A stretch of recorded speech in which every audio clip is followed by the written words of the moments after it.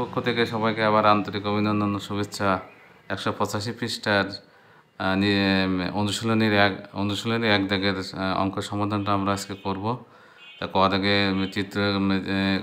চতুর্থ চিত্রটি তৈরি করে রেখাংশের সংখ্যা নির্ণয় করো।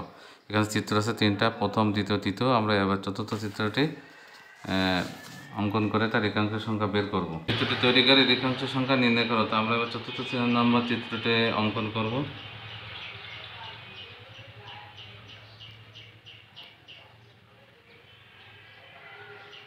এই হচ্ছে প্রথম চিত্র, এই হচ্ছে দ্বিতীয় চিত্র, এই তৃতীয় চিত্র, আর চতুর্থ চিত্র। তো এখানে যদি রেখাংশের সংখ্যা যদি গণনা করি তাহলে 1 2 3 4 5 6 7 8 9 10 11 12 13 14 15 16 17 18 19 20 21। তাহলে চতুর্থ চিত্রে রেখাংশের সংখ্যা 21টি। তো এস আমাদের ক নম্বর প্রশ্নের উত্তরটা। আমাদের খ নম্বর প্রশ্নের উত্তর চেয়েছে যে চিত্রগুলো রেখাংশের সংখ্যা কোন গাণিতিক সূত্র বা নীতিকে সমর্থন করে তা যুক্তিসহ ব্যাখ্যা করো। তো আমরা যদি এখানে বই দিয়ে এখানে আমরা যদি লিখি যে প্রথম চিত্রে রেখাংশের সংখ্যা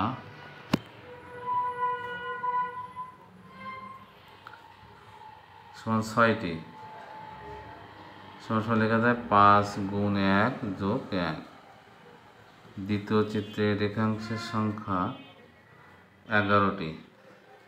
আমরা যদি এখানে গণনা করি 1 2 3 4 5 6 7 8 9 10 11টি, সমান আমরা লিখতে পারি 5 গুণ 2 যোগ 1। তৃতীয় চিত্রে রেখাংশের সংখ্যা, তাহলে এখানে প্রথম চিত্র ছিল 5টি, পরের চিত্র হয়েছে 11টি। তার মানে এখানে আমাদের 6টি, সরি পরেরটা কিন্তু 11টি। তার মানে তারপরেটা আরও 5টা করে বৃদ্ধি পাচ্ছে। পরেরটা হবে আমাদের 17টি।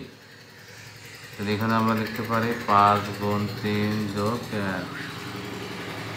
চতুর্থ চিত্রে রেখাংশের সংখ্যা, এটা আমরা ক নম্বরে অঙ্কন করেছি, সেখানে রেখাংশের সংখ্যা পেয়েছি আমরা 21টি। তাহলে হবে 21টি সমান হবে 5 গুণ 4 যোগ 1। এভাবে যদি আমাদের চিত্রের সংখ্যা বাড়তে থাকে তাহলে যাচ্ছে যে এখানে একটা জিনিস লক্ষণীয়, সেটা হচ্ছে প্রথম চিত্রে আছে 5 গুণ 1, দ্বিতীয় চিত্রে হচ্ছে 5 গুণ 2, তৃতীয় চিত্রে আছে 5 গুণ 3, তৃতীয় চিত্রে আছে 5 গুণ 4। তার মানে আছে চিত্রের সংখ্যা যত তত গুণ হয়েছে 5-এর সাথে, তত গুণিত তার সাথে 1 যোগ। তো আমরা যদি এভাবে লিখি কতম চিত্রে রেখাংশের সংখ্যা সমান, তাহলে হবে চতুর্থ চিত্রে যদি 5 গুণ 4 হয় তাহলে কতম চিত্রে হবে ঠিক একইভাবে 5 গুণ ক যোগ 1 সমান হচ্ছে 5 ক যোগ 1। তো আমাদের প্রশ্নটা ছিল যে এই চিত্রের রেখাংশের সংখ্যা কোন গাণিতিক সূত্র বা নীতিকে সমর্থন করে যুক্তিসহ ব্যাখ্যা করো। তাহলে এখানে আমরা বলতে পারি যে এই চিত্রগুলো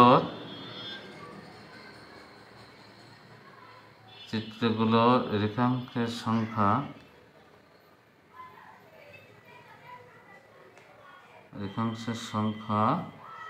পাঁচ ক যোগ 1 গাণিতিক সূত্রকে সমর্থন করে, এটা আমরা লিখতে পারি। তো এটি ছিল হচ্ছে আমাদের খ দাগের প্রশ্নের উত্তর। এবং গ দাগের প্রশ্ন হচ্ছে আমাদের প্রথম 100টি চিত্র তৈরি করতে মোট কতটি রেখাংশের সংখ্যা প্রয়োজন হবে তা নির্ণয় করো। তো সেক্ষেত্রে এবার আমরা গ নম্বর প্রশ্নের উত্তরটা সমাধান করব। গ নম্বর আমাদের প্রশ্নটা আছে প্রথম 100টি চিত্র তৈরি করতে মোট কতটি রেখাংশ প্রয়োজন হবে তা নির্ণয় করো। তো সেক্ষেত্রে আমাদের খ নম্বরে আমরা এর গাণিতিক যে সূত্রটা পাইছি সেটি আমাদের প্রথম প্রয়োগ করে 100তম চিত্রে কতটি কাঠি আছে সে রেখাংশ আছে সেগুলো আমাদের বের করতে হবে। তো আমরা দেখতে পারি খ হতে প্রাপ্ত কতম চিত্রে রেখাংশের সংখ্যা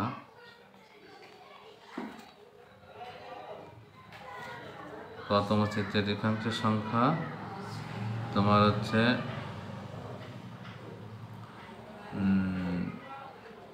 5ক + 1। তো সেক্ষেত্রে আমরা বলতে পারি অর্থাৎ 100তম চিত্রে রেখাংশের সংখ্যা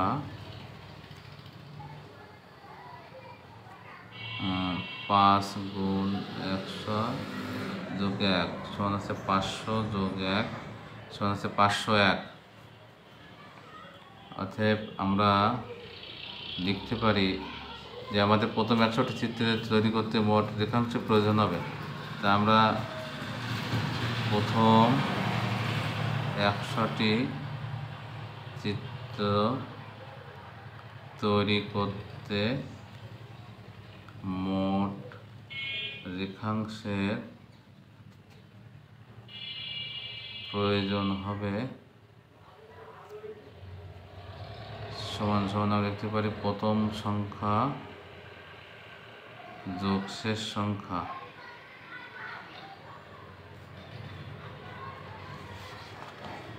গুণ পদ সংখ্যা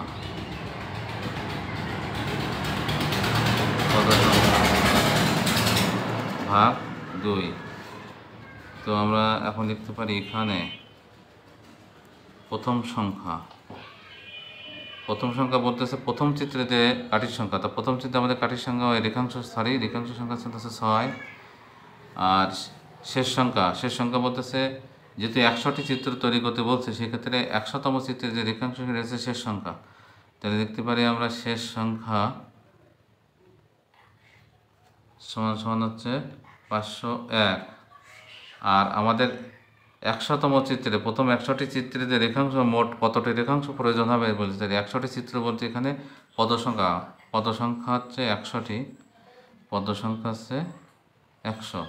তো অতএব আমরা দেখতে পারি প্রথম 100টি চিত্র তৈরি করতে মোট রেখাংশের প্রয়োজন হবে সমান সমান প্রথম সংখ্যা হচ্ছে আমাদের 6 যোগ শেষ সংখ্যা হচ্ছে 501 গুণ পদ সংখ্যা হচ্ছে 100 বাই হচ্ছে আমাদের 2। তো আমরা দেখতে পারি এখানে 506 গুণ 100/2 দিয়ে কাটলে হবে আমাদের এখানে 50 গুণ করলে হবে 0 5 7 30 0 5 5 25 এতটি। উত্তর হচ্ছে 25/300। তো আমাদের এখানে লেখার ভিতরে একটা ভুল হয়ে গেছে। সেখানে আমি বলেছিলাম তৃতীয় নম্বর রেখাংশের চিত্রে রেখাংশের সংখ্যা 17টি, সেটা হবে হচ্ছে 16টি। যেহেতু এখানে আমি 5 গুণ 3 যোগ 1 এটা একটা বলার মধ্যে ভুল হয়ে গেছে, তোমরা সেটা ঠিক করে নেবে। তো এই ছিল মূলত হচ্ছে আমাদের আজকের ক্লাস। তো সবাইকে ধন্যবাদ। ম্যাথ সলিউশনে আবার নতুন করে সবাই যোগ হওয়ার জন্য সবাইকে ধন্যবাদ।